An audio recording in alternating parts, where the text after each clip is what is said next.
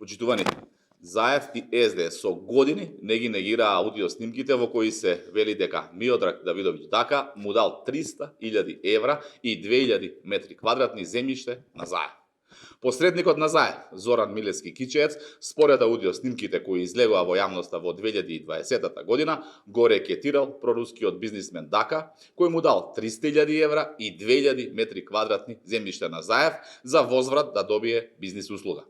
Во снимките јасно се слуша како Дака му вели на Кичеец дека парите кои му ги дал на Заев ги искористил за изборен инженеринг за референдумот за името.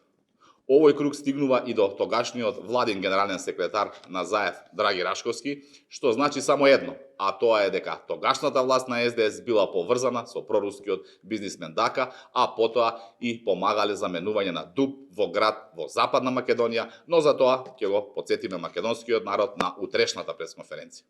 До ден денес, негирање од страна на Заев и СДС за овој случај нема. Граѓаните мора да знаат дека каде има криминал и корупција, таму се Заев, Филипче и СДС. Ви благодарам.